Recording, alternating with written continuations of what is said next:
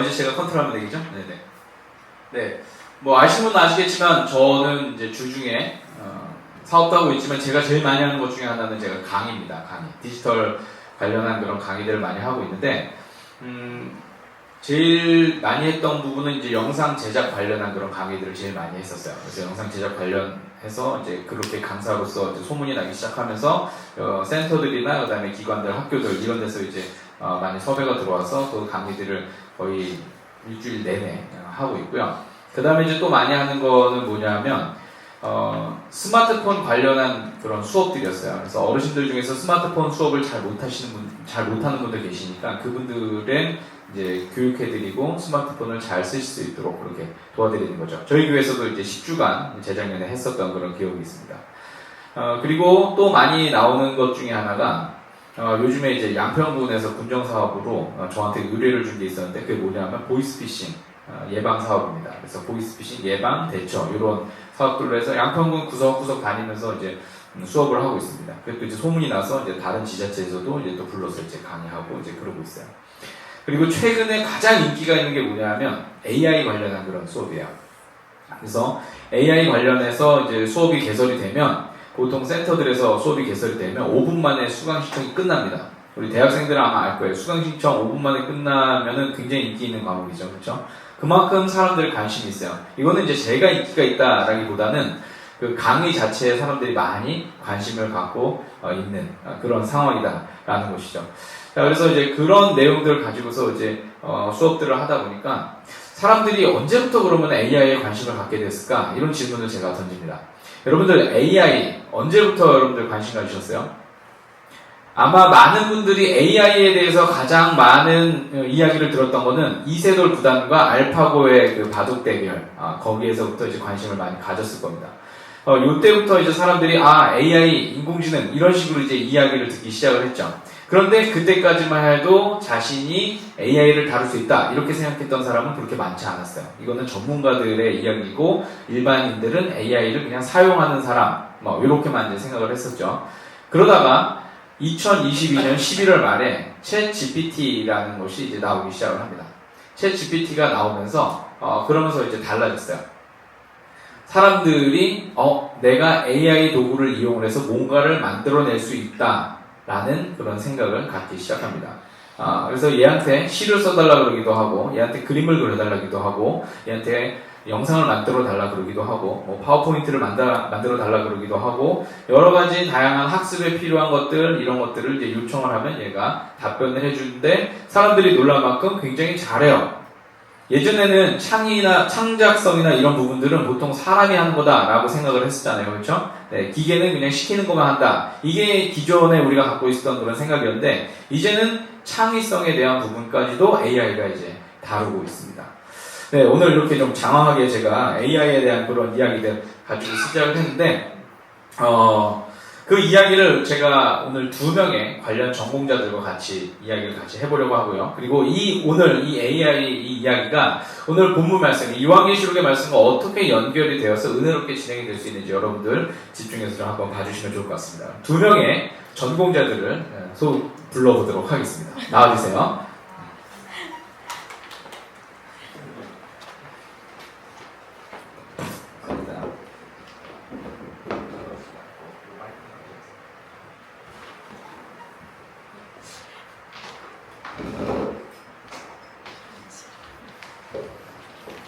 잘 보이시나요? 네. 요 유튜브를 못 보셔서 너무 아쉬우시겠네요.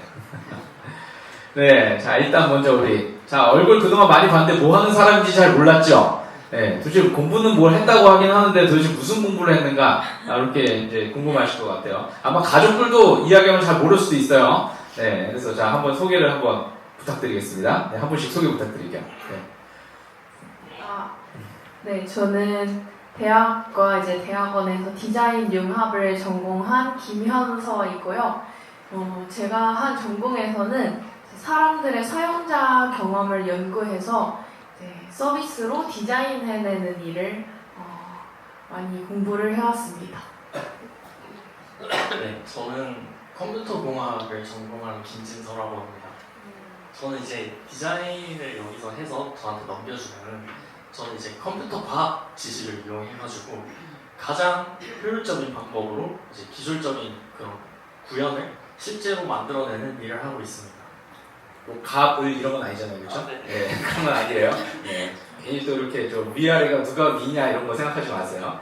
자, 그럼 두 분 챗GPT 자주 사용하시나요? 네, 저는 일을 할 때마다 챗GPT한테 내가 잘 한 게 맞는지 물어보고 아이디어도 물어보기도 하고 하면서 자주 사용하는 것 같습니다. 저도 진짜 매일매일 사용하는데 이 친구가 없으면 이제 일을 못할 지경에 됐습니다. 자, 그러면 여기서 이제 사람들이 궁금한 거. 자, 챗GPT는 왜 그러면 똑똑하게 이렇게 일들을 잘할까요? 챗GPT가 똑똑해 보이는 이유는 이미 많은 데이터들을 학습했기 때문인데요. 전문가들은 GPT가 지구상에 존재하는 모든 기록물들을 이미 학습했을 거라고 말할 정도입니다. 그리고 챗GPT는 사람들이 질문하는 패턴과 말투를 학습을 하고 있어요. 그래서 이걸 가지고 사람들이 가장 원하는 대답을 해줍니다. 바로 이 지점이 처음 GPT가 나왔을 당시에 사람들이 놀랐던 이유라고 합니다. 그러니까 말투와 이런 것들을 인식하고 있다는 얘기는 제가 이 친구에게 질문했을 때와 그 다음에 우리 현서 친구가 질문했을 때와 진서 친구가 질문했을 때 이때마다 다른 결과 값들이 나올 수 있다라는 그런 내용이죠. 네, 맞습니다. 진서 친구도. 네, 그렇긴 한데 사실은 이 챗GPT가 정말 똑똑하다고 할 수 있느냐 이거는 조금 사실 다른 관점에서 볼 필요도 있는데요. 챗GPT가 사람처럼 이렇게 대화를 하고 모든 주제에 막 답변을 해주다 보니까 되게 똑똑하게 보이긴 하는데 사실은 단순히 이 세상에 널려있는 이 방대한 데이터를 학습해가지고 그냥 확률적으로 이 말 다음에 어떤 말이 이어질지 자연스럽게 그걸 확률적으로 추론을 해서 그냥 답변을 만들어내는 거거든요.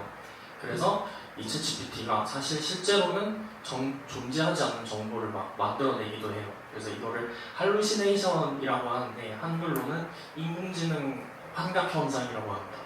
그래서 예를 들어서 이제 세종대왕이 즐겨 먹었던 햄버거가 있느냐라고 물어보면은 사실 그 조선시대에는 햄버거가 없는데도 지금 보시는 그림과 같이 세종대왕과 햄버거, 브랜드 이런 것들을 조합해가지고 굉장히 그럴듯해 보이는 뭐 이미지나 답변이나 이런 것들을 만들어냅니다. 그래서 방금 아까 현서 누나가 말했듯이 사람들이 가장 원하는 대답을 해준다고 했는데 여기서 살펴볼 수 있는 맥락은 이제 챗GPT가 질문자의 의도나 이 맥락에 맞춰서 답을 이 사용자를 만족시키기 위해서 그 사람이 원하는 대답을 하기 위해서 답을 지어내려는 경향이 있기 때문에 이 답변이 항상 정확하거나 사실과 일치한다고는 볼 수 없습니다. 그래서 GPT 생성형 AI를 사용할 때는 이 답변을 맹신할 게 아니라 항상 비판적으로 한 번 더 점검하는 습관을 들여야 합니다. 그래서 단순히 똑똑한 존재라고만 볼 수는 없습니다. 네, 이렇게 이제 챗GPT를 사용하면서 느꼈던 장점, 단점, 어떤 점들이 좀 편리한가, 이런 내용들에 대해서 우리 같이 함께 좀 살펴봤습니다. 네, 그렇다고 해도 앞으로 안 사용할 건 아니죠. 네. 세종대왕이 햄버거를 먹었던 이런 것들에 대해서 우리가 단점은 좀 파악을 하고 있지만, 그렇다고 해서 이제는 이 흐름 자체가 계속 이런 방향으로 흐르고 있기 때문에 안 쓸 수는 없으나, 우리 진서 청년이 말한 것처럼 특별히 우리가 조금 더 주의 깊게 비판적으로 바라보면서 과연 이 정보가 맞는가 안 맞는가를 조금 더 생각하면서 쓰면 좋을 것 같아요. 자, 결국 이제 챗GPT를 비롯한 여러 가지 이제 생성형 AI 도구 같은 경우에는 본인이 가진 데이터를 가지고 질문자의 의도를 파악한 다음에 그리고 그에게 적합한 대답을 해준 도구 이렇게 이제 정리를 할 수 있을 것 같고요. 그런데 이거는요 사실 인간의 삶도 비슷해요. 인간의 삶도 굉장히 비슷한 게 뭐냐면 똑같은 말을 들었는데 어떤 사람은 이렇게 반응하고 어떤 사람은 또 다르게 반응하는 그런 경우가 있죠. 그렇죠? 개인이 갖고 있었던 그런 삶의 경험들을 통해서 그 똑같은 너 참 예쁘다 라고 그랬을 때 여기에 대해 사람들이 반응이 다른 거예요. 너 참 예쁘다 라고 그랬을 때 평소에 예쁘다는 소리를 많이 듣고 있었던 사람은 당연하지 뭐 이렇게 생각할 수 있는데 너 참 예쁘다 라고 그랬는데 평소에 사람들로부터 외모로 놀림을 많이 받았어요. 그러면 그 말을 듣고서 쟤가 또 나를 놀리나? 이렇게 이제 반응할 수가 있는 거죠. 자, 이렇게 이제 누가 어떤 데이터를, 내 삶의 데이터를 갖고 있느냐, 이런 부분들이 이제 되게 중요한 것 같아요. 근데 사실 우리 믿음도 좀 비슷한 것 같아요. 오늘 이제 그 이야기를 더 심도 있게 해볼 예정입니다. 우리 수고해주는 우리 두 분의 청년에게 박수 한번 주세요.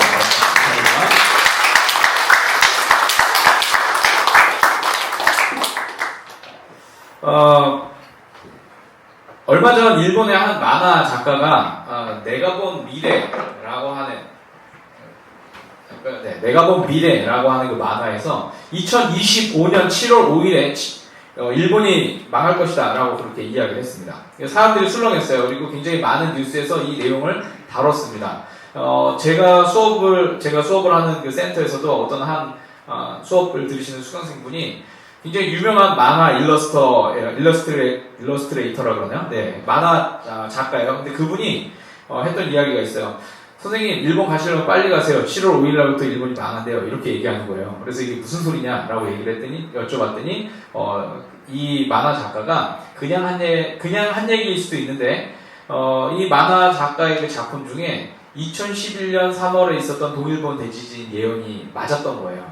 그러니까 사람들이, 이 사람이 예언을 하면 이루어지는 것 같다라고 이제 생각을 한 거죠. 그래서 사실 굉장히 많이 유튜브나 뉴스 찾아보시면 아마 많이 있을 겁니다.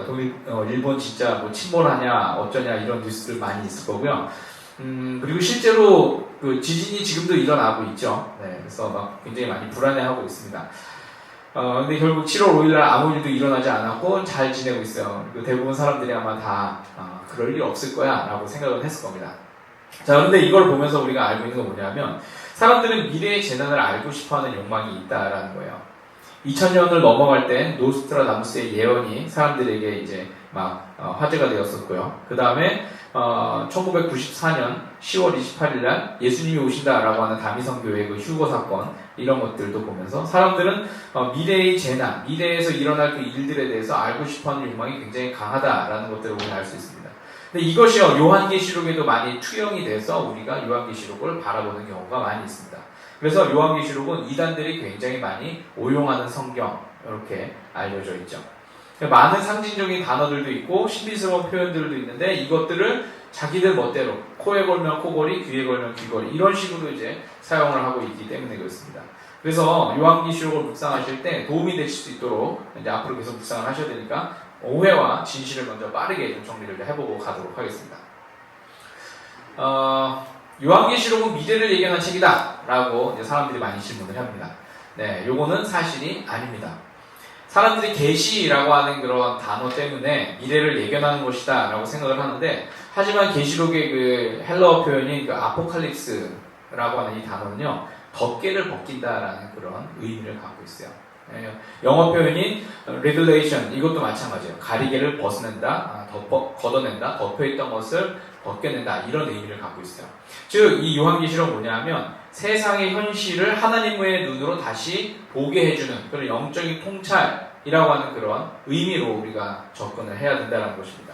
그래서 이것은 당시 박해받던 교회들에게 지금 너희가 보고 있는 거 말고 하나님의 통치가 실제로 어떻게 작동하고 있는지를 내가 보여주겠다라고 하는 그런 의미로 우리가 이 요한계시록을 접근을 해야 된다는 거예요. 그리고 그런 내용들이 실제로 담겨있고 당시 고난을 당하고 있던 성도들에게 주셨던 위로와 격려 그리고 당부의 메시지 또한 믿음을 지켜야 한다라고 하는 그런 다짐의 메시지로 우리가 이 요한계시록을 봐야 올바르게 그 메시지를 확인할 수가 있습니다. 두 번째는요. 로마 제국 안에서 기독교인들이 늘 박해를 받았는가라는 그런 질문입니다.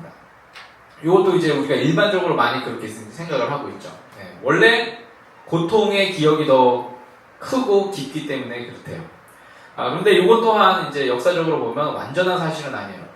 기독교인들이 로마 제국 내에서 박해를 받은 적은 있지만 그게 항시 있었던 것은 아니고 간헐적으로 특정한 황제의 통치 시기 때에 박해를 받았습니다. 대표적인 시기가 유명한 그 네로 황제의 시기 때 그랬었고요. 이때는 그 기독교인들을 그 장대에 매달아서 가로수처럼 이렇게 사용을 했다라는 그런 기록도 있대요. 그리고 오늘 이제 요한계시록이 기록되었을 그 시기인 1세기 말 도미티아누스 황제 때에 이제 또 큰 박해들이 있었습니다. 1세기는 이 두 번의 큰 박해가 있었어요. 그 이후에도 여러 차례 이제 박해가 이어지긴 했지만 오늘날 뭐 우리가 보는 그 북한이나 이런 나라들처럼 지속적인 박해가 이어지는 그런 것은 아니었대요. 그리고 또 한 가지 흥미로운 사실은 기독교인들만 박해를 받은 것이 아니라 유대인들도 같이 박해를 받았다라는 거예요. 우리는 유대인들의 박해에 대해서는 잘 모르잖아요. 그죠? 지금 우리가 이제 유대인이랑 기독교인이 엄연히 다르다라고 우리는 알고 있는데, 당시 로마인들 입장에서는 오히려 유대인들은 알고 있는데 기독교인들은 유대인의 한 분파 정도로만 생각을 한 거예요. 유대인들이 메이저, 그 다음에 기독교인들이 마이너, 이렇게 이제 생각을 한 겁니다. 그래서 유대인들을 핍박할 때 기독교인들이 같이 핍박을 받았다, 이렇게 이제 보아야 맞는 것 같습니다. 그럼 유대인들과 기독교인들은 왜 핍박을 받았느냐? 이들이 황제 숭배를 거부했기 때문이죠. 또한 로마는 정복지들 내에서 이제 사회 통합을 굉장히 많이 강조를 했었거든요. 사회 통합을 굉장히 많이 강조하고 이거죠. 사이좋게 살아. 이거죠. 사이좋게 살아라. 너희들끼리. 민족은 다르지만 사이좋게 살아라. 모든 제국주의들은 다 대부분 그렇게 이제 진행을 했습니다. 자, 그런데 유대인들은 늘 이들과 다른 삶을 살았어요. 그리고 심지어 배타적이었어요. 너희들은 틀렸고 나는 맞아. 이렇게 이제 생각을 했던 거죠. 그러니까 그런 친구가 반에 한 명이라도 있으면 얼마나 미운가요, 그죠? 그래서 핍박을 많이 받았던 그런 이유였고요. 여기에 더해서 기독교인들은 미운 털이 하나 더 있었습니다. 그게 뭐냐면 새로운 하나님의 나라가 올 것이다 라는 그 말을 계속 한 거예요. 하나님의 나라가 올 것이다. 하나님의 나라가 올 것이다. 이렇게 한 거예요. 자, 그러니까 정복자들, 그 지배자들 입장에서는 야, 얘는 반정부주의자들 아니야? 이렇게 생각을 한 거예요. 반란을 일으킬 준비를 하는 사람들, 이렇게 생각을 한 거죠. 이런 이유에서 로마에서는 유대인들과 기독교인들을 싸잡아서 반사회적 집단, 이렇게 오해를 하고, 그리고 사회에 전염병이나 기근 아니면 뭐 자연재해 같은 뭐 홍수나 또는 이제 화재 이런 것들 같은 큰 사건들이 벌어질 때마다 저 사람들이 신을 노하게 한 사람들이야 라는 죄명을 씌워서 이 사람들을 핍박하고 이 사람들을 죽이고 했던 그런 일들이 이제 발생이 됐던 것입니다. 자, 그럼 요한계시록이 기록되었을 당시의 상황은 과연 어땠을까라는 거예요. 이거는 우리 지난주에 우리 목사님께서 설명을 한번 해주셨어요. 이제 말씀드린 것처럼 1세기 말 도미티아누스 황제의 통치 시기였었는데 당시 황제였던 도미티아누스 황제를 조금 생각해 볼 필요가 있어요. 왜 이 사람은 그럼 박해를 했는가라는 거죠. 도미티아누스 황제는요, 자기가 신이 되고 싶어서 미친 사람, 이렇게 이해하시면 될 것 같아요. 그래서 자신을 뭐라고 부르라고 했냐면 도미누스 에트 데우스 이렇게 부르라고 했어요. 주님이요 하나님 이렇게 부르라고 했던 거예요. 스스로에 대해서 나를 그렇게 불러라. 자기 애가 너무 강한 그런 사람이었죠. 그리고 이를 거부한 사람들에게는 핍박을 비롯한 막대한 불이익을 주었던 것이 사실입니다. 오늘 말씀의 배경이 사실 그거예요. 요한계시록 전체에서 오늘 우리가 보았던 이 13장의 말씀은 바로 그 부분입니다. 특별히 이 박해는 당시 기독교가 왕성하게 퍼져가고 있었던 이 소아시아 지역, 오늘날의 그 튀르키예 지역이죠. 그 지역을 중심으로 해서 많이 일어났어요. 그때 그 지역이 기독교인들이 많았기 때문에 그쪽으로 이제 박해가 몰렸던 거예요. 그래서 이제 요한계시록에도 보면은 이제 소아시아 지역에 있는 일곱 교회들에 대해서 편지를 쓰신 내용들, 이런 내용들도 바로 다 그런 배경을 갖고 있기 때문입니다. 오늘날에도 정치와 경제가 굉장히 밀접하게 연관이 되어 있던 것처럼 당시의 사회 또한 정치랑 경제는 굉장히 밀접하게 관련이 되어 있었습니다. 당시 사람들이 그래서 돈을 벌려면은 가장 많이 할 수 있는 건 뭐냐면 공공사업에 들어가는 건데, 대표적인 공공사업이 그 로마 사람들이 믿고 있는 그 신들 있죠. 그 신들의 축제에 자기가 들어가서 이제 사업을 벌이는 거예요.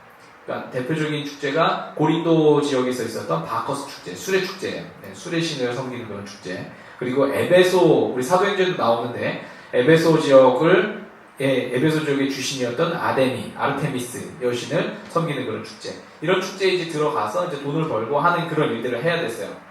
자, 그런데 거기에 입찰을 하려면은 황제에게 충성을 해야 한다는 그런 조약이 있어야 됩니다. 그래서 그 조합에 들어갈 수 있어요. 우리 길드라고 하는 그런 조합에 이제 들어갈 수가 있고요.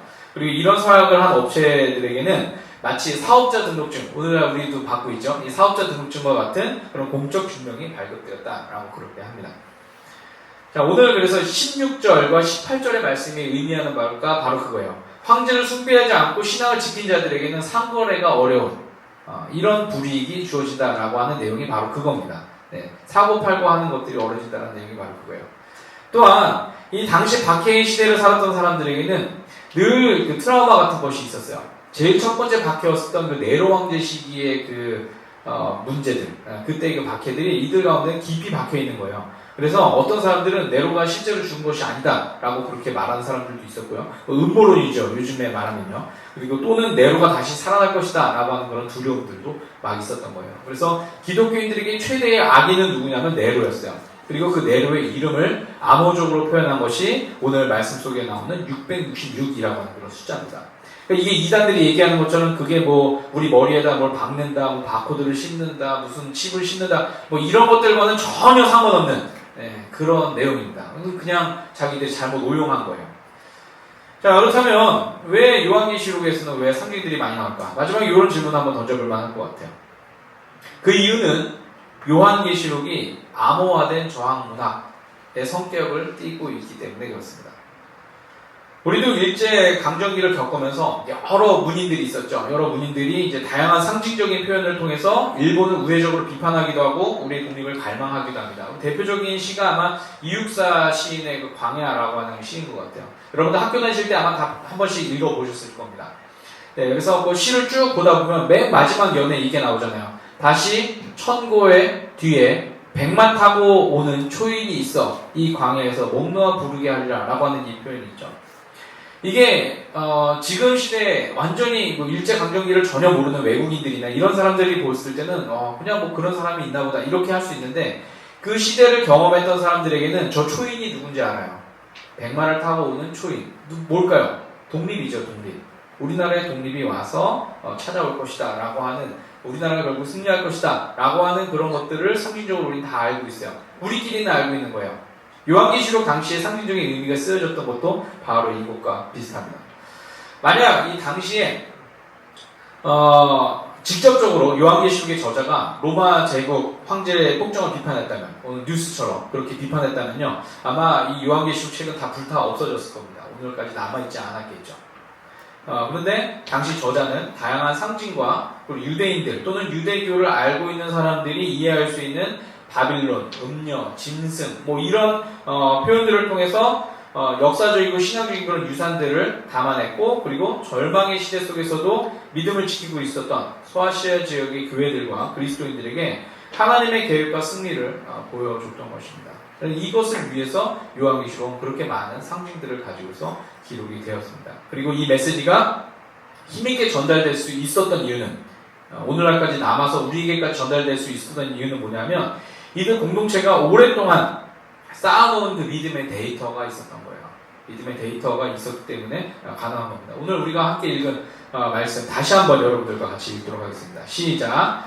귀가 있는 사람은 들으십시오. 사로잡혀 가기로 되어 있는 사람이면 사로잡혀 갈 것이요. 칼에 맞아서 죽임을 당하기로 되어 있는 사람이면 칼에 맞아서 죽임을 당할 것이다. 여기에 성도들의 믿음이 필요합니다. 아멘. 자, 이 말씀은요, 예레미야 15장 2절의 말씀과 그리고 예레미야 43장 11절 똑같은 말씀이 그 두 군데에 기록이 되어 있어요. 이 말씀을 요한계시록 저자가 인용한 그런 말씀이에요. 이 요한계시록 저자는 이제 구약 성경을 다 알고 있는 사람이었으니까요. 자, 왜 그러면 요한계시록의 저자는 굳이 이 예레미야의 말씀들을 인용을 했을까 생각을 해보면, 이 두 말씀 다 어떤 배경이냐면 바벨론에 의해서 유다가 멸망할 것이라고 하는 그 배경을 담고 있어요. 15장 2절의 말씀 같은 경우에는 이제 그 멸망하기 전에 이제 나왔던 그런 내용이거든요. 예레미야 가서 사람들이 이야기해요. 거짓 선지자들이 우리는 안전할 것이다 라고 말하는데 그거 다 거짓말이야. 우린 다 망할 거야 라고 이야기를 합니다. 사람들이 듣기 좋을까요? 여러분, 대한민국 망할 거다라고 들으면 기분이 안 좋잖아요. 그렇죠? 우리가 여전히 잘 될 겁니다. 우리에게 희망이 있습니다. 이런 메시지가 우리가 더 듣고 싶은 메시지잖아요. 근데 예레미야가 그렇게 말하지 않고 하나님께서 전하시는 말씀을 그냥 이렇게 전달을 한 거예요. 그런데 이제 좋은 말이 아니었어요. 근데 이제 이 이야기를 전하는 예레미야도 똑같이 사람인지라 그 말을 전하면서도 굉장히 무서웠고 그렇지 않았으면 좋겠다라고 그 사람도 생각을 했던 것 같아요. 그래서 예레미야가 그렇게 유다가 망할 것이다 라고 예언을 한 다음에 두려워서 예레미야 14장 후반부에 뭐라고 기도하냐면, 하나님 우리 좀 살려주세요 라고 그런 내용의 이제 기도를 합니다. 간절하게 기도를 해요. 하나님 이렇게 하시면 얼마나 다른 나라 사람들이 우리를 우습게 보고 하나님의 이름이 얼마나 영광스럽지 않겠습니까? 이렇게 이제 이야기를 합니다. 그렇게 간절하게 기도를 하는데 그의 기도에도 불구하고 하나님께서 그 기도를 듣지 않으시겠다라고 말씀하시는 그런 이야기예요. 그 내용이 바로 이겁니다. 사로잡혀가기로 되어 있는 사람이면 사로잡혀갈 것이요. 이 말씀이 바로 그 내용입니다. 그리고 실제로 유다의 멸망이 이어졌어요. 그렇게 유다의 멸망이 이어지고 난 다음에 사람들이 나름의 살 방법을 찾아요. 그리고 이들이 생각하는 게 뭐냐면 이집트로 망명을 가자라는 내용입니다. 그게 이제 43장의 예레미야 43장의 배경이에요. 이집트로 망명을 가면 하나님이 거기까지는 못 쫓아오겠지. 하나님의 저주가 거기까지는 못 쫓아오겠지. 어쨌든 우리는 이민 가서 살아야지. 요 내용을 이제 했던 거예요. 예전에 우리가 한창 어려울 때 뭐 헬조선 뭐 이런 그 말들을 막 인터넷에서 떠들고 다니면서 우리나라에 대해서 안 좋은 그런 이야기들도 많이 하고 뭐 망명이 이민이 답이다 막 이런 말들을 했었었는데 저 그때 이민하고 있었는데 와봐야 고생이다 이렇게 속으로 그 뉴스 보면서 얘기했었거든요. 그런데 이 사람들도 이제 동일한 생각을 했던 거예요. 근데 이것 또한 하나님의 뜻은 아니었죠. 하나님께서는 시간과 공간을 넘어서서 당신께서 계획하시고 이루시려고 하는 그 일들을 반드시 성취하신다라고 하는 그 말씀이 오늘 이 말씀, 요한계시록의 이 저자가 그 말씀을 인용하고 싶었던 거예요. 하나님은 계획하신 일들은 반드시 이루신다라는 그 이야기를, 이 메시지를 사람들에게 주는 거죠. 자, 그럼 왜 요한계시록 저자는 이 말씀을 인용하면서 당시 핍박을 받았던 이들에게 메시지를 전했을까요? 굉장히 긴 빠지는 메시지 아닙니까? 고난당하고 있는 사람에게 너 고난 당할 거야. 너 계속 그럴 거야. 이렇게 이야기를 하는 거잖아요. 그렇죠? 그런데 요한계시록 저자가 쭉 보면서 선조 때부터 내려왔던 그 신앙의 데이터들을 자기가 확인을 해보는 거예요. 그 기록들을 계속 보는 거예요. 보다 보니까 당시 이들이 당하는 고난은 피하거나 완화될 수 없는 것임을 알아본 거예요.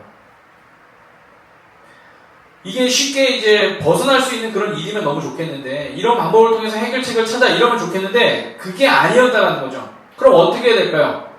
그에 대한 대답으로 이 요한계시록 저자는 다른 방법을 찾는 게 아니라 인내와 믿음을 가지고 그 시간을 살아내야 된다. 그렇게 이 말씀을 전하고 있어요. 너희들에게 지금 필요한 것은 인내와 믿음이야. 이렇게 이야기를 하고 있는 거예요. 그리고 그 시간들을 다 견디고 나면 하나님께서는 다시 우리를 승리하게 하시고 열방 가운데 세우실 것이다. 그렇게 이 믿음을 이 저자는 전하고 싶었던 거죠. 한마디로 말하면 견뎌야 된다라는 거예요. 견뎌야 된다. 네. 견뎌야 된다. 여러분 어떠세요? 허망한가요? 희망적인 말을 좀 주면 좋은데 네, 그렇지 않잖아요. 대단한 솔루션을 이 사람이 주지 않았어요. 요한계시록 저자는. 이 동네로 가면 피할 수 있어. 저 동네로 가면 피할 수 있어. 얼마를 내면 피할 수 있어. 이런 솔루션을 주는 게 아니에요. 요즘 유튜브에 막 돌고 있는 막 그런 것들이 아니었다는 거예요. 그냥 견뎌야 된다. 하나님은 반드시 이루실 것이다. 그 일들을. 자, 이 자리에 계신 많은 분들이 느끼시겠지만 여러분 사실 사는 게 쉽지는 않아요. 그렇죠? 사는 게 쉽지는 않습니다. 물론 우리가 요한계시록이 기록된 당시 그 사람들처럼 외부적인 핍박을 받고 있지는 않지만 그 일 이외에도 우리의 삶을 옥죄어 오는 일들은 굉장히 많이 있죠. 어제도 이제 저희 괜찮은 프로젝트가 있었었는데 괜찮은 프로젝트에 오신 분들과 이야기를 나눴는데 저마다 뭐 다 경제적인 부담감, 뭐 외로움, 가정의 문제, 그리고 뭐 뜻하지 않게 기대했던 일들이 잘 이루어지지 않아서 괴로워하는 그런 모습들, 이런 문제들이 많이 있어요. 관계의 문제도 있고 신앙적인 갈등도 있고 우리 안에 있는 많은 분들이 겪고 있는 그런 문제들, 나도 겪고 있지만 남도 겪고 있는 그런 문제들이 우리 가운데는 많이 있다는 거죠. 이것들을 우리는 계속해서 우리가 감당을 하면서 살아가고 있어요. 저 또한 마찬가지예요. 작년에 야심차게 시작했던 그런 사업 아이템이 결국은 노력을 많이 했지만 투자도 받지 못한 채 망하고 말았습니다. 어그러졌어요. 굉장히 많은 손실을 입었더라고요. 이번에 세무보고를 해보니까. 굉장히 많은 손실을 입고 어려운 상황을 계속해서 지나가고 있습니다. 어떻게 하면 타개할 수 있을까? 굉장히 많은 노력도 했었습니다. 물론 제가 지혜롭지 못했기 때문에 또 시장 상황을 잘 파악하지 못했기 때문에 발생이 됐던 문제이겠죠. 그런데 이런 상황 속에서 우리 기독교인들은 갖고 있는 질문이 있잖아요. 그것은 이 일을 통해서 하나님은 무엇을 원하시는가라는 그런 질문입니다. 이 일을 통해서 하나님은 우리에게 무엇을 원하시는가라는 거죠. 오늘 요한계시록의 저자가 인용한 것처럼 우리 인생에는 고난의 시간을 피할 수가 없고 그리고 그 시간을 견뎌야 할 때가 굉장히 많이 있습니다. 아프게 지나가야 될 때가 있고요. 그 다음에 눈물을 흘려가며 지나가야 될 때가 있고 무릎을 꿇고 지나가야 될 때도 있어요. 자, 여러분, 그럼 그 상황을 타개할 수 있는 방법은 무엇일까요? 그것은 바로 우리가 예수님을 향한 믿음의 이 고백들을 하나씩 쌓아가고 하나님의 관점으로 우리 삶을 계속해서 조명을 해보는 거죠. 그러면서 우리의 삶을 계속해서 성찰하는 거예요. 주님이 우리에게 무엇을 원하시는가? 지금 이 시간은 나에게 어떤 의미가 있는가라는 거예요. 그런 노력들, 이 작은 노력들, 매일매일 내가 하나님 앞에서 고민하는 그 노력들, 그것들이 우리 안에서 믿음의 데이터들로 쌓인다라는 거예요. 그리고 그렇게 쌓인 고백들이 믿음의 데이터가 되어서 우리가 힘들 때마다 우리를 무너지지 않고 우리의 삶을 하나님의 시선에서 생각할 수 있도록 답을 준다라는 거예요. 예전에 저와 같이 사역했던 한 청년 회장이 있었어요. 굉장히 와일드한 분이에요. 그리고 누가 봐도 학교에서 문제를 좀 많이 일으켰을 법한 그런 사람이었습니다. 근데 이분요, 학교에서 문제를 일으켰는지 안 일으켰는지, 뭐 오늘 치면 뭐 학교 폭력 같은 그런 일들이 일어났는지 안 일어났는지 모르지만 생각보다 바르게 잘 살았어요. 네. 제가 볼 때 생각보다 바르게 잘 살았어요. 아마 그런 문제를 안 일으키고 살았던 것 같아요. 근데 어떻게 그렇게 되었을까라고 제가 곰곰이 고민을 해보고 나중에 우연히 이제 듣게 되었는데, 이분이 뭐냐면 어느 날 어머니가 자기가 이제 밤에 늦게 들어왔는데 어머니가 기도하는 소리가 들리더래요. 그래서 우리 누구누구가 하나님 앞에서 바르게 잘 살 수 있도록 해주세요 라고 하면서 자기 주변에 이제 술 먹고 담배 피고 뭐 이렇게 좀 주먹질하고 하는 친구들 많이 있는데 그들과 어울리긴 하되 그들처럼 가진 않았던 거예요. 왜냐하면 어머니의 그 기도가 자신의 마음속에 박혀 있는 거죠. 그것이 그의 믿음의 데이터가 된 거예요. 아, 나는 이런 상황에서 이렇게 결과가 나오면 안 되는구나 라는 것을 그가 알았던 거예요. 결국 좋은 데이터가 그의 삶에 쌓이고 나니까 결과값이 달라지고 지금도 매우 신실하게 하나님 나라를 향해서 살아가고 있는 그런 사람입니다. 반면 나쁜 데이터를 축적하고 이를 통해서 사람을 망치는 경우도 있습니다. 2024년 2월 말 미국 플로리다에서 14살 소년이 좋지 않은 판단을 통해서 생을 마감을 했던 뉴스가 나왔습니다. 근데 이 아이의 엄마가 내 아이가 왜 죽었을까라고 하면서 이제 막 찾아봤어요. 그 아이의 핸드폰과 찾아보다가 하나를 발견했는데 뭐냐면 이 아이가 캐릭터 AI라고 하는 그런 그 서비스와 1년간 대화를 통해서 이런 결정에 이르겠다라고 그 결론을 한 거예요. 이 캐릭터 AI는 뭐냐면 가상의 이제 애인처럼 이제 만들어 놓은 그런 거예요. 이 아이가 이제 그 속에서 그 캐릭터 AI와 대화를 하면서 결국 이제 자신의 우울감을 끝까지 해결해내지 못하고 좋지 않은 결정까지 간 거죠. 그래서 이 엄마가 이제 구글에다가 이제 소송을 냈다라고 하는 그런 뉴스가 이제 나왔었습니다. 그리고 실제로 이 소년이 사용한 그 캐릭터 AI에다가 히틀러와 같은 악한 캐릭터를 부여했을 때 유해성이 62%나 증가했다라고 합니다. 62%. 그러니까 나쁜 데이터가 들어가니까 나쁜 결과값이 나온다라는 거예요.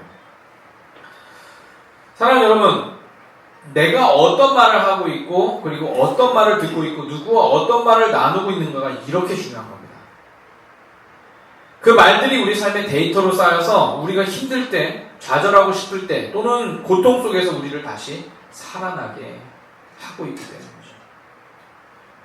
오늘 요한계시록의 저자가 당시 고통 속에 있었던 소아시아의 여러 교회들에게 전하고자 했던 메시지도 바로 그런 거예요. 우리 민족이 지금까지 하나님을 믿고 살아오면서 무수히 많은 고난을 겪었지만 하나님께서는 하나님의 그 시간이 지나고 난 뒤에 반드시 당신의 일을 이루시고 당신의 백성들을 살리신다라고 하는 그 고백.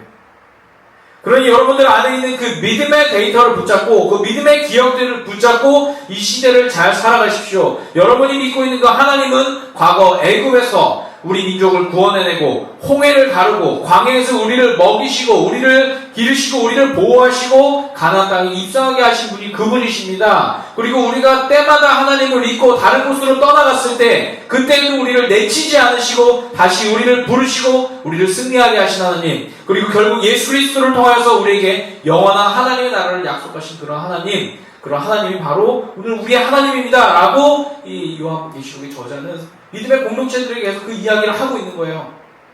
힘들지? 해결할 방법은 없어. 견뎌야 돼. 그렇지만 우리에게는 여전히 희망이 있어요. 왜 지금까지 그런 데이터가 우리에게 있었습니까? 할렐루야. 아멘. 오늘부터 우리 교회학교 학생들과 청년들이 믿음 GPT라는 주제를 가지고서 수련회를 떠나요. 다 아시는 것처럼 수련회 다녀오면 믿음이 오래 지속되진 않습니다. 3일 갑니다. 3일 정도 꾸준히 가요. 가다가 3일 뒤부터 갑자기 애들이 달라지기 시작합니다. 자, 그런데 왜 비용을 들여서 수련회를 가냐 이거예요. 차라리 교회에 가둬놓는 게 낫지 않을까요? 아니죠.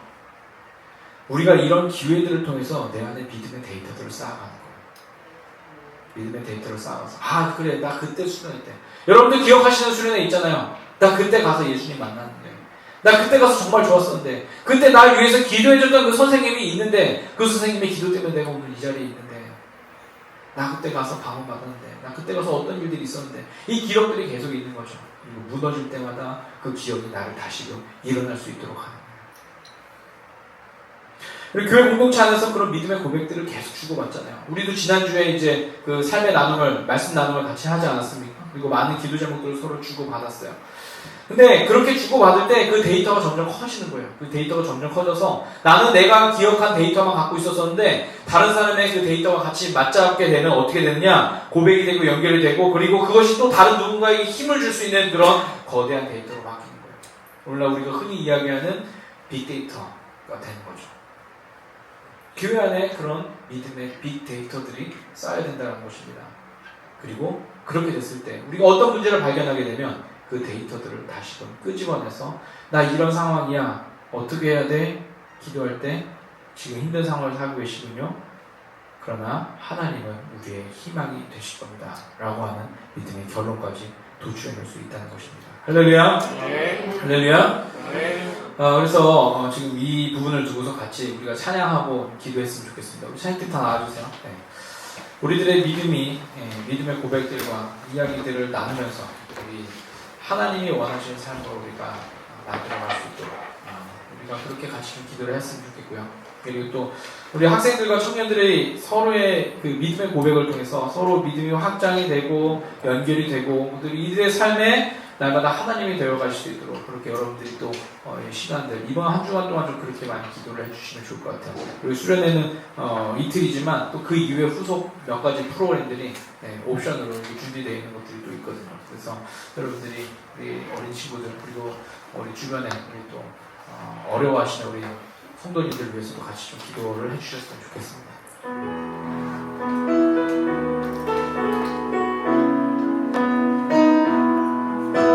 함께 간절하게 찬양하고 일단 들어가겠습니다.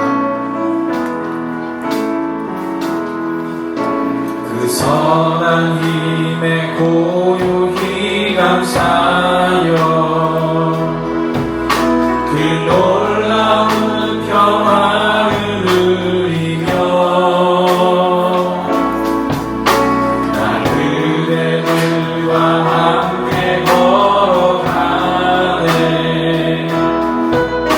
나 그대들과 함께 들려내 지나간 허물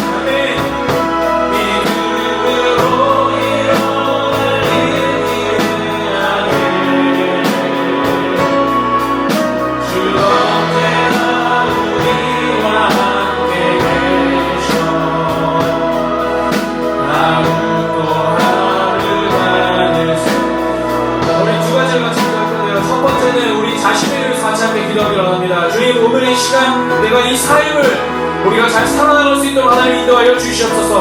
오늘 이 시간 이 삶 속에서도 나와 함께하고 계시는 우리 하나님을 바라보며 그 기억을 찾아가며 그 믿음의 데이터를 찾아가며 우리가 살아갈 수 있도록 인도하여 주시옵소서.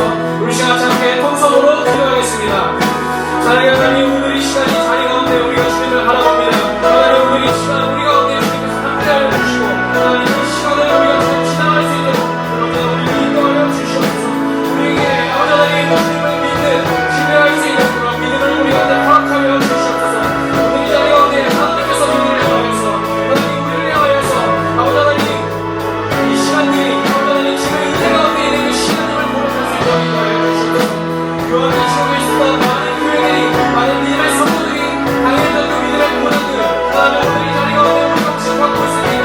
하나님 우리가 그것들을 좌절하거나 낙망하거나 쓰러지지 않고 이겨나갈 수 있도록 인도하여 주시옵소서. 주님 손 붙잡고 갈 수 있도록 인도하여 주시옵소서. 아버지 하나님 여러 가지 힘들고 지친 자들 외로운 자들 하나님 이 시간 낮춰 주시옵소서. 하나님 함께하여 주시옵소서. 주님 인도하여 주시옵소서. 주님께서 하신 것을 믿습니다. 하나님 함께하여 주시옵소서. 주님 우리 시간 한 시간과 같이 기도하도록 하겠습니다. 오늘부터 우리 수련회를 떠나자 우리 학생들, 청년들 자리에서 잠깐 일어나 주시기 바랍니다. 우리 학생들, 청년들 일어나 주세요. 앞에도 있고 우리 뒤에도 있는데 우리 뒤에 있는 친구들 안쪽으로 좀 들어오세요. 안쪽으로 좀 들어오세요. 네, 모자를 서주시면 돼요. 네. 자리에서 일어나 주시고 학생들, 청년들 우리 이 친구들을 위해서 우리 같이 함께 기도했으면 좋겠습니다. 이 친구들에게서 손을 뻗어서 하나님 오늘 이들에게 오늘 주님의 그 믿음의 데이터가 쌓이게 하시고 하나님 이들이 그래서 삶의 어떤 문제와 어려움을 경험할 때마다 그러나 이들의 결과값은 하나님 안에서 나타나는 그 결과값이 나올 수 있도록 이 시간 이들을 위해서 같이 함께 다시 한번 통성으로 기도하겠습니다. 사랑하는 하나님 오늘 이 시간 주님께서 사랑하시는 그 믿음의 학생들 믿음의 청년들 하나님 이 시간 기억하여 주시고 하나님 믿음이 오늘부터 시간을 떠납니다.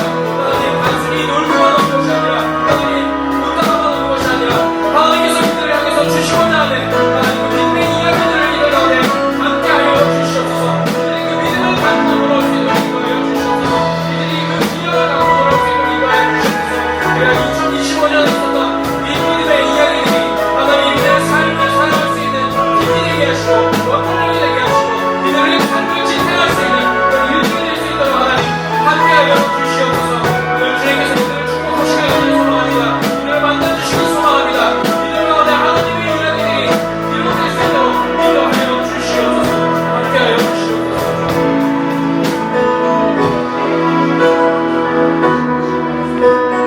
살아계신 하나님, 우리 삶의 주인 되신 하나님을 찬양합니다.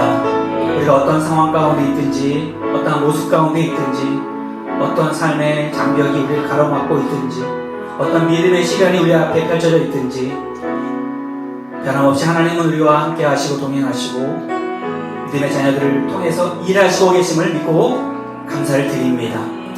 이제 오늘부터 시작되는 교회학교 연합수련회에 하나님께서 시간 동행하여 주셔서 이제 함께 참여하는 우리 모든 자녀들이 말씀으로 또 주의 사랑으로 또 주의 성령으로 저들의 미래에 필요한 것들로 정말 복되고 아름다운 영적 데이터들로 저들이 채워지고 쌓여지고 충만케 되는 은혜의 자리가 되게 하실 줄로 믿습니다. 오늘 함께 예배하며 이 세상을 향해 나아가는 사랑하는 주의 성도들을 축복합니다. 주의 능력의 손으로 붙잡아 주시고 힘든 시대 가운데서도 오늘 나의 하나님, 나의 예수님, 오늘 내가 믿고 의지할 우리 아버지 하나님을 인정하고 고백하며 어려움 가운데서도 말씀 붙잡고 나아가는 주의 자녀들을 붙잡아 주시고 저들의 미래가 하나님 안에서 복되고 아름답고 소망 있는 축복된 삶이 되게 하여 주시옵소서.